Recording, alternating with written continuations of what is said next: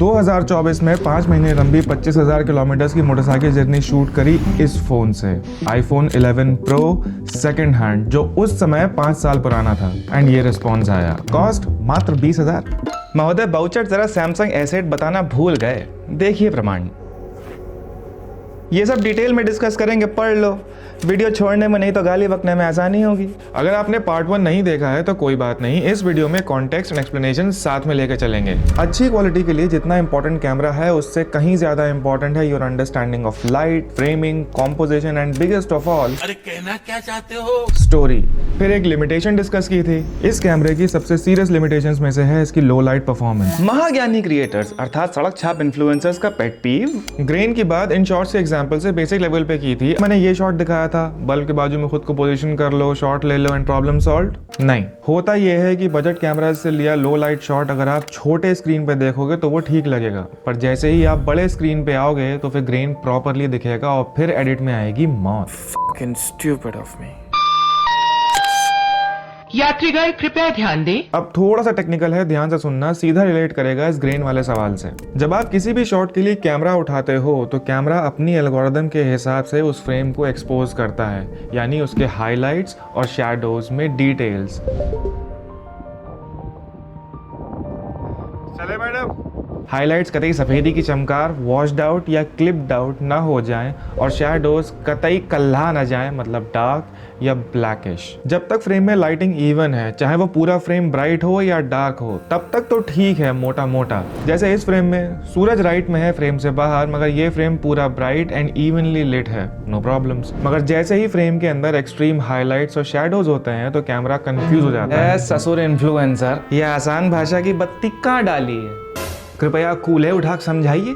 जब आप simply phone उठाते हो तो उस फ्रेम में अवेलेबल लाइट एंड कॉम्पोजिशन के बेस पर कैमरा उस फ्रेम को अपने हिसाब से एक्सपोज करता है। अब इस रूम का ही एग्जांपल ले लो। इस फ्रेम का मैक्सिमम पार्ट शैडोज में है कंपेयर टू द स्काई, तो कैमरा को लगा मुझे शैडोज में डिटेल दिखानी है, तो उसने बेस एक्सपोजर थोड़ा ब्राइट दिया। पर देखिए, जब मैं इसमें फ्रेम को थोड़ा सा डार्क करता हूँ तो स्काई में तो डिटेल आना शुरू हो गई है, मगर पूरा शैडोज वाला पार्ट सब डार्क हो गया है, कोई डिटेल ही नहीं है। एंड यहीं पे आता है, अरे कहना क्या चाहते हो? इस फ्रेम में मेरे लिए जितना इंपॉर्टेंट सनसेट वाला स्काई था, उससे कहीं ज्यादा इंपॉर्टेंट फोरग्राउंड में सॉल्ट फील्ड का टेक्सचर था। इसीलिए इस फ्रेम के लोअर 2/3 में शैडोज कंपोज करी, मगर तब भी कैमरा हाइलाइट्स के लिए ही एक्सपोज कर रहा था, क्योंकि फ्रेम में लाइट इतनी है। कैमरे को लगा अरे बहुत बहुत लाइट आ रही है अंदर, थोड़ा डार्क करो डार्क करो डार्क करो, और उस वजह से फोरग्राउंड यानी शैडोज भी डार्क हो गए, इतने कि उनमें डिटेल नहीं दिख रही थी। इसीलिए इस फ्रेम को जब शैडोज के लिए एक्सपोज किया, मतलब पूरे फ्रेम का एक्सपोजर हल्का सा बढ़ाया,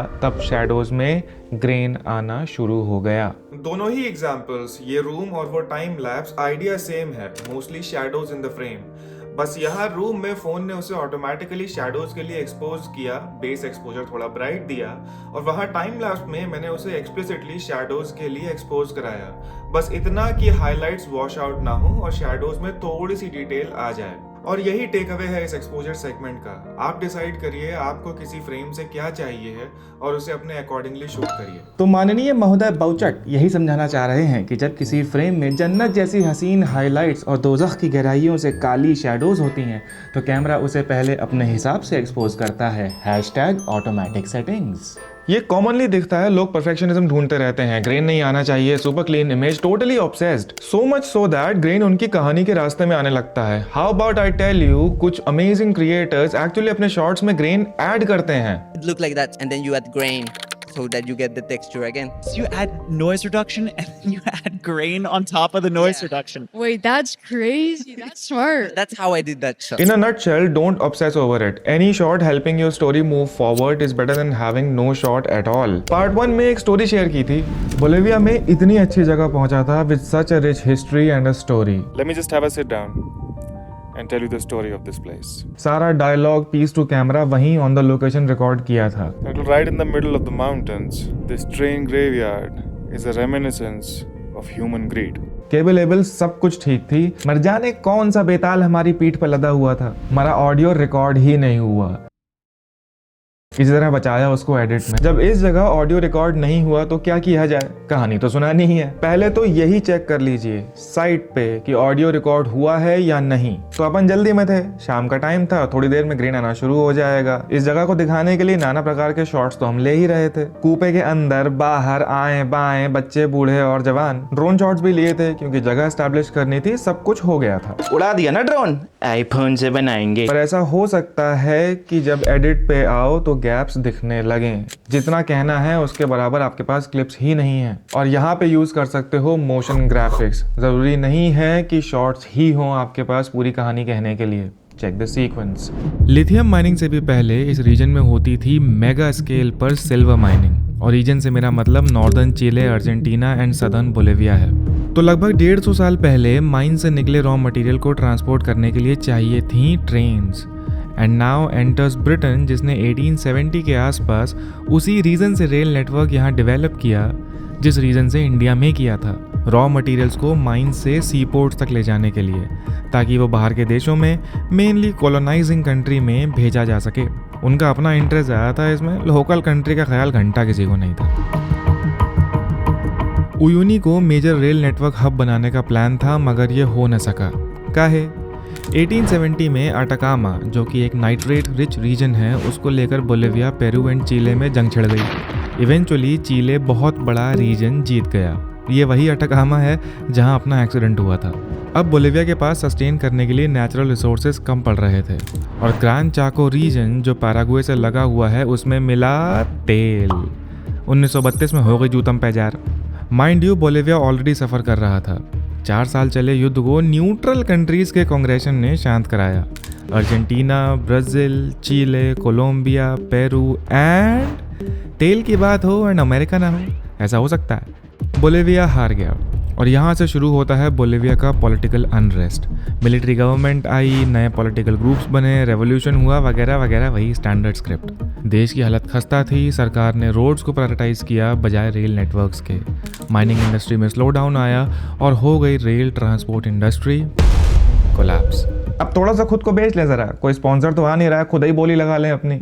स्टोरी टेलिंग के बारे में और भी सीखना है तो sign up for my how to moto vlog session. इसमें हम एक टिपिकल मोटो व्लॉग से आगे जा करके एक स्टोरी के अलग अलग elements like visuals, audio, your music selection, voice over और इन सबको प्रॉपरली स्टिच करके एक कोहेसिव स्टोरी कैसे बनानी है इसके बारे में डिटेल्स बात करते हैं। 3 आवर्स की मास्टर क्लास है, डिटेल्स इन द डिस्क्रिप्शन। किसी भी कहानी की 2 चीज़ें सबसे ज़्यादा इंपॉर्टेंट होती हैं। पहला तो उस कहानी की जर्नी, द स्टोरी आर्क। आपका कैरेक्टर कौन है, वो क्या करना चाहता है, In the evening, we also have something to check out. उसका मोटिवेशन क्या है, But the landscape on this way back is pretty fucking amazing. फिर चैलेंजेस कैसे आएंगे, वो उन चैलेंजेस को ओवरकम कैसे करता है, फिर कहानी आगे बढ़ेगी और फिर फाइनल क्लाइमैक्स, टेक अवे, की मैसेज। और एक चीज़ जो इस पूरे नैरेटिव को बांध के रखती है वो है इमोशन। वो एक रिफ्लेक्शन वाला साइलेंट मोमेंट, लोकल्स के साथ इंटरेक्शन, कोई चैलेंज जैसे एक्सीडेंट, कोई गूफी सिली हरकत या फिर एक बहुत ही इमोशनल सैड मोमेंट हो सकता है। और ये किसी भी 4K 8K रेजोल्यूशन से ज़्यादा इंपॉर्टेंट है।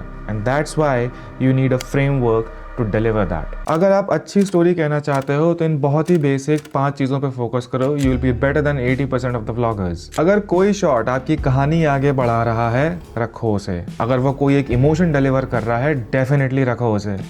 और अगर वो सिर्फ एक विजुअल है और सिर्फ ऐसा ही लिए रखना है क्योंकि हमने बहुत महंगे वाले गियर से बहुत मेहनत करके ये शॉट लिया था, एडिट दैट आउट। व्यूअर को घंटा फर्क नहीं पड़ता है कि आपने कितने महंगे गियर से कितनी मेहनत लगा करके शॉट लिया था। All they care about is the story and emotion that they feel. अपनी ऑडियो क्वालिटी इंक्रीज करो, एक डिसेंट शॉटगन माइक और चाहो तो एक सस्ता सा ही मगर एक्सटर्नल वायरलेस माइक यूज करो। लाइट की समझ डेवलप करो, लाइट का कलर, टेक्सचर, डायरेक्शन, ये सब क्या कहता है, हाईलाइट, शैडोज एंड कॉन्ट्रास्ट के साथ क्रिएटिवली कैसे खेल सकते हो। Edit in a way that it builds up to something and pays off. वो एक इमोशन हो सकता है या फिर किसी बहुत अमेजिंग व्यू पॉइंट का वेट, और फिर उसके बाद फिर नया सीक्वेंस स्टार्ट होता है जहाँ पर नए पे ऑफ का बिल्डअप स्टार्ट स्टार्ट होता है। Try to edit like this. खुद को टाइम दो, गो स्लो। ये 2 वीडियो बनाने से नहीं हो जाएगा। वैसे ये जो वैलिडेशन की जोक है ना, ये हम पर भी चिपकती है। तो अपने आसपास ऐसे लोग रखो जो तुमको ब्रूटली ऑनेस्ट फीडबैक दे सकें और तुमको जमीन पे रखें। Every story is a challenge. जब तक कुछ सीख कर एक लर्निंग जर्नी पे जाकर उस चैलेंज को ओवरकम नहीं करोगे, तब तक कहानी आगे कैसे बढ़ेगी। एक ये जो एडवाइस है ना, just do it, you will get better. You will actually get better when you know what to do, when to do, how much to do and what not to do. बाकी part 1 ये रहा, reference vlog ये रहा, और अगर सीखना हो तो सेशन में आ जाना। इतना महंगा भी नहीं है, details in the description. Tata.